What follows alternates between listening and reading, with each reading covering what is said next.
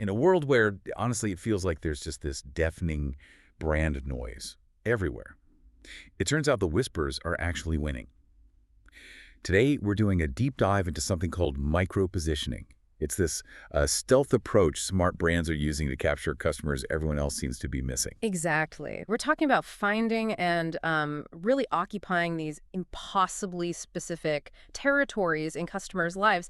You know, those tiny little cracks that are almost invisible until you really look closely, like with a microscope. Right. So our mission today is to properly unpack how this, well, revolutionary approach is changing how brands connect. And crucially, what it means for you listening, whether you're building a brand yourself or maybe just trying to cut through all that clutter. It makes me think of a friend, let's call her Priya. She bought this really expensive facial serum, promised for all skin types, you know the type. Oh, yeah. But Priya has this very specific thing, elevation-sensitive skin that reacts to barometric pressure changes. Seriously. Wow, that is specific. And the serum, Yeah. it just, well, completely failed her. It really shows how that broad, that sort of one-size-fits-most approach, it just isn't cutting it anymore. Feels almost negligent now. It absolutely does. And what's so fascinating is how that conventional positioning has really lost its power. I mean, think about it. Consumers are seeing, what, 4,000 to 10,000 brand messages daily. Attention is fragmented. Personalization is basically expected now. So those big, broad statements, they just become completely invisible. Visible. Yeah, that really lands. So, okay, if we can't be broadly visible, how do we become precisely visible then? What exactly is this micro-positioning and how does it actually work? Yeah, that's the core question. It's not just like narrower targeting, it goes deeper. It's about finding these precise contextual moments, psychological triggers, and specific use cases that feel so targeted they're almost personal. Think about the shift, right? A generic premium coffee brand. Hmm. That's the macro level. With micro-positioning, maybe it becomes the only coffee specifically calibrated for creative professionals, hitting those afternoon mental blocks between 2 and 4 p.m. See the difference. Whoa, okay, that's a huge leap in specificity. Right. So you mentioned a framework for finding these kinds of hidden opportunities. What does that look like? Yes, there are basically 3 dimensions to look at. The first is contextual micro moments. Take Headspace. They started as just a meditation app, right? Pretty broad, but they evolved. They became the 2-minute sanity restoration tool for moments right after a frustrating client call. They literally targeted that moment. That's brilliant. Just zeroing in on the exact context. Okay, what's number 2? Second dimension is psychological micro triggers. Think about Liquid Death. They weren't just selling sustainable canned water, that's functional.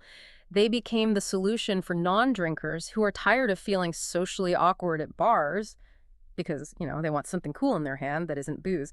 It taps right into that social awkwardness, that feeling. Okay, so it's the feeling behind the need. Got it. And the third dimension. And third, we have customer micro-identities. Peloton's a great example here. They weren't just home exercise equipment, that's generic. They positioned themselves as the fitness solution for former athletes now trapped in corporate jobs who miss that competitive community atmosphere. It's an entire identity they're speaking to. That is incredibly specific. And these aren't just like neat theories, are they? We've seen real success with this. Absolutely. Look at Scrub Daddy. Right. Sold over, $209 million? No. By being the first texture-changing scrubber that solves the specific problem of scrubbing dishes without scratching them in different water temperatures. Super niche problem, huge success. Okay, yeah. Or Liquid IV, acquired for a massive $845 million. Right.